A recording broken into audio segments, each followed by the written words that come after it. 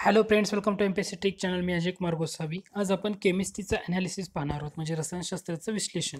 ह्याच्यामध्ये आपण काय घेणार आहे तर राज्यसेवा पूर्व परीक्षा कंबाईन गट ब आणि गट क या दोन्ही एक्झाममध्ये किंवा तिन्ही एक्झाममध्ये कंबाईनच्या दोन्ही आणि राज्यसेवेची तर केमिस्ट्रीवर कशा टाईपचे प्रश्न विचारले जातात किंवा कोणत्या टॉपिकवर तुम्हाला फोकस करणं गरजेचं आहे.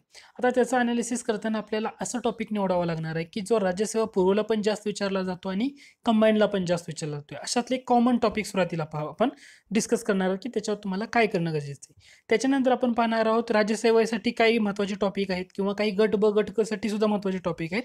अशावर आपण थोडंसं डिस्कशन करतोय.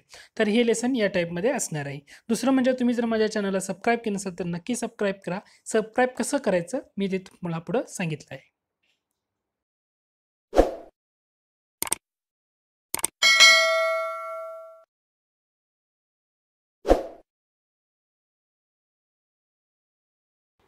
आता याच्यामधला पहिला महत्त्वाचा टॉपिक येतो जो राज्यसेवा पूर्व आणि कंबाईन पूर्व गट ब आणि गट क साठी असलेला इम्पॉर्टंट टॉपिक.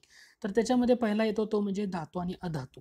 धातू अधातू यावर ना बरेचसे प्रश्न विचारले जातात, म्हणजे त्याचं धातू विज्ञानाच्या संदर्भात किंवा काही खनिजावर विचारले जातात, धातू खनिज किंवा धातूंचे संयोग मिश्रण संमिश्र अशा टाईपवर प्रश्न विचारले जातात. आता याचं जर वेटेज जर तुम्ही बघितलं, वेटेज म्हणजे 2013 पासूनचं अनालिसिस आहे. हे अनालिसिस कधीपासून आहे? 2013 ते 2019 पासूनचं अनालिसिस आहे. या अनालिसिसमध्ये ना असं समजून येते पुढं गोष्टी आले ते म्हणजे राज्यसेवा आणि कंबाईन गट व आणि गट क मध्ये सेम सेम वेटेजवर प्रश्न आहे. म्हणजे कमीत कमी 1 ते 2 प्रश्न, कमीत कमी 1 ते 2 प्रश्न हे त्याच्यावर विचारले जातातच. म्हणजे राज्यसेवेसाठी सुद्धा उपयुक्त टॉपिक आहे आणि गट ब आणि गट क साठी सुद्धा तो उपयुक्त टॉपिक आहे. आता राज्यसेवेसाठी ह्याच्यामध्ये राज्यसेवेला अलीकडे विचारला होता तो म्हणजे मिश्र धातूवर ड्युरॅल्युमन मिश्र धातू कोणत्या धातुकापासून तयार होतो हे तुम्हाला माहित असणं गरजेचं आहे. ब्रॉस किंवा ब्रांझ किंवा फॅरेडेचा विद्युत अपघटन अशा रिलेटेड थोडासा कोणता धातू कशाशी संबंधित किंवा काही काही प्रश्न असे होते की तुम्हाला त्याचे ना रेणुसूत्र किंवा रचनासूत्र ओळखायला पाहिजे होतं किंवा यायला हवं होतं. तशा टाईपवर सुद्धा प्रश्न विचारलेले आहेत. किंवा गन पावडर हे मिश्रण आहे त्याच्या संदर्भामध्ये पण प्रश्न बऱ्याच वेळा विचारून झालेले आहेत. 2014 ते 15 या पिरियडमध्ये ना असे एक पॅटर्न तयार झाला होता, तो म्हणजे धातू सदृश्य मूलद्रव्ये, म्हणजे त्याला आपण मेटॅलॉइड्स असं म्हटलं होतं. तर खाली 4-5 मूलद्रव्ये दिले जायचे आणि धातू सदृश्य मूलद्रव्ये कोणती, मेटॅलॉइड्स, असं 2014-15च्या रेंजमध्ये ना विचारलं जायचं. त्याच्यानंतर दुसरं म्हणजे काही अशा वेळी असेही प्रश्न विचारले गेलेले 2014-15च्या रेंजमध्ये, ते म्हणजे काही धातू दिले होते आणि त्या धातूंची चढत्या घनतेनुसार म्हणजे डेन्सिटीनुसार तुम्हाला त्याची क्रमवारी लावायची होती. अशाही टाईपचे प्रश्न विचारून झालेले आहेत. त्यामुळं तुम्हाला जर राज्यसेवा पूर्व करत असेल किंवा गट ब गट क ची करत असेल ना, धातू अधातू हा जो टॉपिक आहे ना तो खूप म्हणजे खूप वेटेज देणारा टॉपिक आहे. हमखास त्याच्यावर प्रश्न विचारला जातो. त्यामुळे हा जो पहिला टॉपिक आहे याच्यावर थोडंसं लक्ष तुम्ही देऊ शकता. त्यानंतर पुढचा महत्त्वाचा पॉईंट येतो तो म्हणजे आम्ल व आम्लारी हा टॉपिक. आता या टॉपिकवर सुद्धा तुम्ही जर बघितलं तर राज्यसेवेला एकूण 9 प्रश्न विचारलेत आणि गट ब आणि गट क मध्ये एकूण 10 प्रश्न विचारलेत. म्हणजे याची सुद्धा ॲव्हरेज जर तुम्ही नीट काढलं तर याचं सुद्धा ॲव्हरेज तुम्हाला असं दिसून येतं की दरवर्षी कमीत कमी एक प्रश्न या टॉपिकवर विचारला जातोच. आता 2000 राज्यसेवा पूर्व 2019ला विचारला होता की खालीलपैकी कोणते लुईस आम्ल नाहीये, अशा टाईपचा प्रश्न होता, परंतु ह्या टॉपिकवर विचारला जातोच. एनसीईआरटीचा जर व्यवस्थित अभ्यास केला तर तुम्हाला त्याचं उत्तर ऑब्विसली मिळून जातं. किंवा याच्यावर तुम्हाला विचारले जाणारे प्रश्न काय, ॲसिटिक ॲसिडचे द्रावण व्हिनेगारच्या संदर्भात किंवा pH potential of hydrogen, pH आपण काय म्हणतो त्याला आपण पोटेन्शियल ऑफ हायड्रोजन म्हणतो, त्याच्या संदर्भामध्ये सुद्धा बऱ्याच वेळा याच्यावर प्रश्न विचारला जातो. म्हणजे समजा एखादा द्रावण दिला असेल, त्या द्रावणाचा पीएच 1 पासून 4 पर्यंत जर वाढवला तुम्ही तर त्याच्यामधला जो हायड्रोजन आयन आहे तर त्याची तीव्रता काय होईल, कमी होईल का वाढत राहील का तसेच राहील, अशा टाईपचे सुद्धा प्रश्न विचारले जाते. तर अशा परिस्थितीमध्ये ना ती पीएच द्रावणाचा कमी होत जातो. किंवा काही असं दिलं होतं राज्यसेवेमध्ये प्रश्न विचारला होता की नैसर्गिक आढळणारे ॲसिड्स दिले होते आणि त्यांचे स्रोत याच्या आपल्याला जोड्या लावायच्या होत्या. फॉर एक्झाम्पल फिनेगार ॲसिटिक ॲसिड, संत्री citric acid, tomato oxalic acid किंवा लिंबू सायट्रिक ॲसिड, कीटक मिथेनॉइक ॲसिड, आणि ह्याच्यामधून ना चुकीची जोडी तुम्हाला ओळखायला सांगितली होती.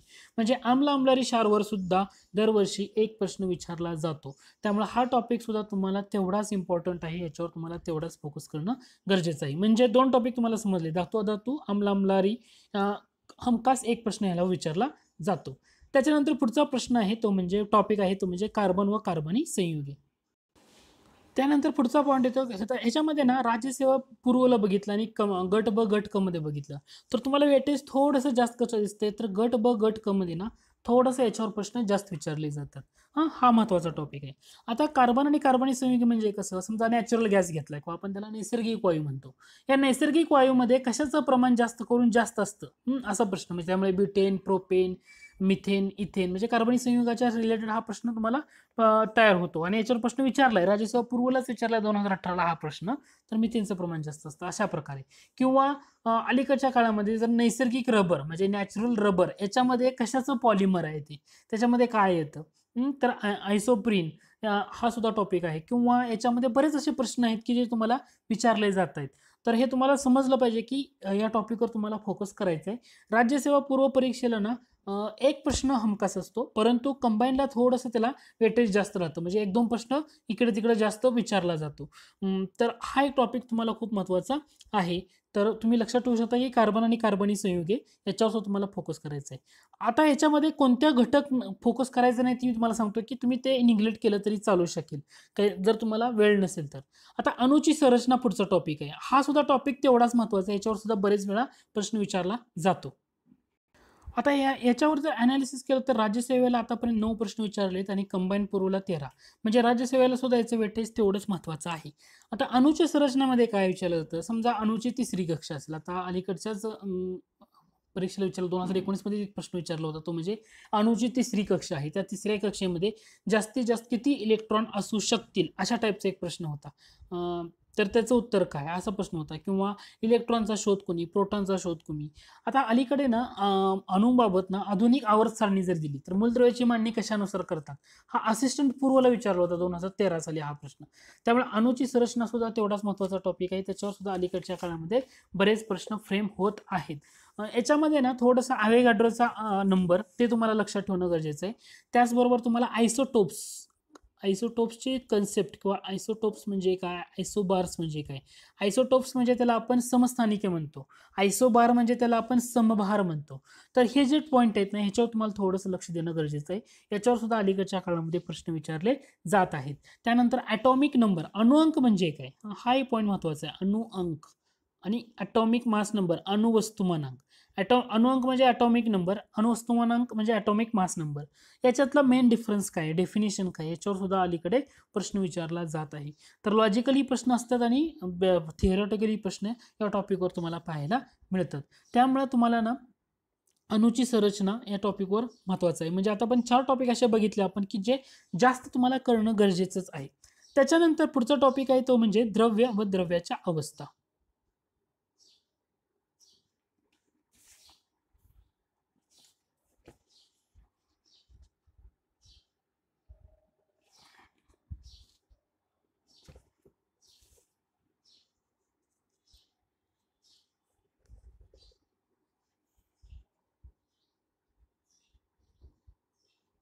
यावर तुम्हाला जास्त करून प्रश्न एवढा विचारले दिसत नाही. राज्यसेवेला 1 ते 2 प्रश्न आहेत विचारलेत 1 ते 2 आहेत. संयुक्त पूर्व परीक्षेला तेवढा आहे. म्हणजे तुम्ही एखादा प्रश्न विचारला जातो. ॲव्हरेज 1 तर तोही तुम्ही करू शकता द्रव्याच्या अवस्थेमध्ये.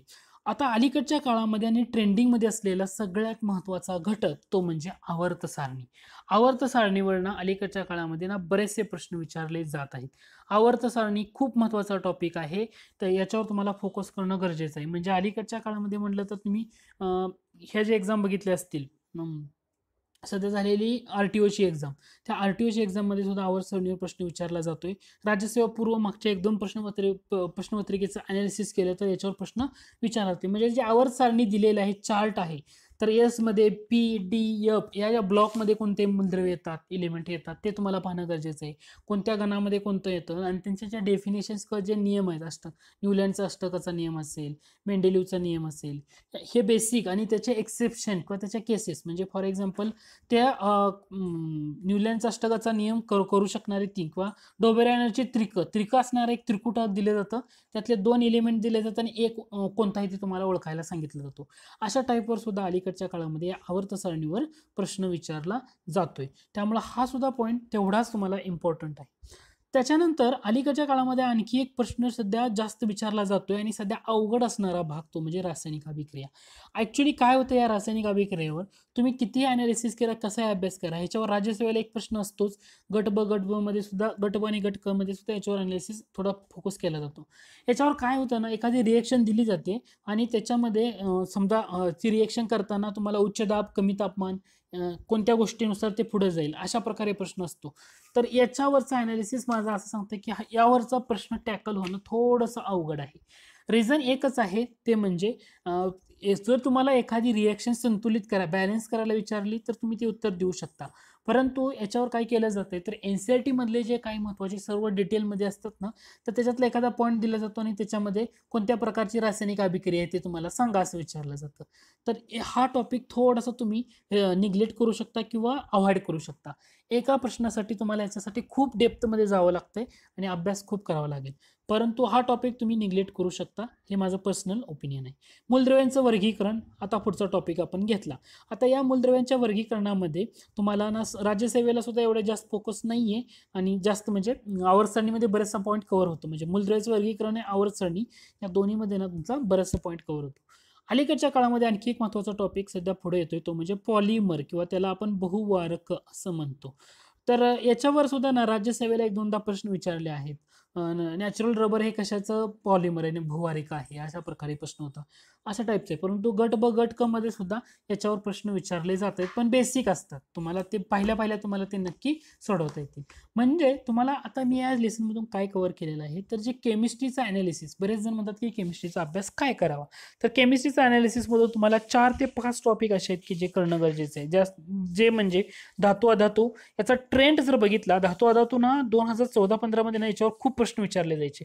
अलीकडच्या काळामध्ये विचारले जातात परंतु 2014-15 मध्ये ना हे हे खूप महत्त्वाचा टॉपिक होता. जसं अलीकडच्या काळामध्ये तुम्हाला फोकस काय करायचं तर आवर्त सारणी करायची. डेफिनेटली आवर्त सारणी करायची. याच्यावर प्रश्न येणार म्हणजे येणारच. दुसरं म्हणजे तुम्हाला अणूची संरचना आणि कार्बनी संयुगे आणि आम्ल आम्लारी क्षार हे जे 3 टॉपिक आहेत ते असे टॉपिक आहेत ते तुमचे कोर टॉपिक असले पाहिजेत. म्हणजे केमिस्ट्रीमध्ये कोर टॉपिक कोणते जर मला विचारलं तर मी तुम्हाला सांगू शकेल आम्ल आम्लारी, कार्बन व कार्बनी संयुगे, अणूची संरचना आणि आवर्त सारणी. एवढं जरी नीट केलं तुम्ही तर तुम्हाला याच्यातले बरेचसे प्रश्न टॅकल होऊ शकतात आणि याच्यावरच फोकस केला जातोय परीक्षेला. तर ह्या गोष्टी तुम्ही नक्की ध्यानात घ्या. रासायनिक अभिक्रिया हा असा टॉपिक आहे की तुम्ही त्याच्या भानगडीत जर पडला तर तुम्हाला जास्तीत जास्त वेळ जाईल आणि प्रश्न बरोबर येण्याचे चान्सेस जास्त नाहीत. आता हा जो टॉपिक आहे ना याच्यावरचा जर तुम्ही प्रश्न टॅकल करायचा तुम्ही जर प्रश्नपत्रिका पाहिल्या असतील आणि जुन्या वर्ष 1-2 प्रश्न काढून बघितले असतील तर हा सुद्धा ना लॉजिकली बऱ्याच वेळा सोडवता येतो. परंतु तेवढ्या ह्याच्यामध्ये अभ्यास तुम्हाला वेळ न देता मी जे 4 टॉपिक तुम्हाला सांगेन आवर्त सारणी आणि मूलद्रव्याचं वर्गीकरण एकच टॉपिक कन्सिडर करा. त्यानंतर तुम्हाला आम्ल आम्लारी नीट करा. कार्बन कार्बनी संयुगे थोडंसं नीट लक्ष देऊन वाचा आणि अणूची संरचना खूप महत्त्वाचा टॉपिक. एवढं जरी केलं तर तुमचं केमिस्ट्रीचं ॲनालिसिस बऱ्यापैकी कव्हर होतं. आता हे जे ॲनालिसिस आहे हे माझं पर्सनल ओपिनियन आहे. कारण मी याचं ॲनालिसिस करून मी तुम्हाला सांगितलं हे माझं पर्सनल ओपिनियन आहे. त्याच्यानंतर तुम्ही ते आवडलं तर नक्की लाईक करा. तुम्ही अजूनही माझ्या चॅनलला सबस्क्राईब केलं नसेल तर नक्की सबस्क्राईब करा. लेसन आवडलं तर एक गोष्ट नक्की आहे की तुम्ही माझ्या चॅनलला सबस्क्राईब करायला विसरू नका आणि जास्तीत जास्त प्रेम मित्रांना शेअर करा.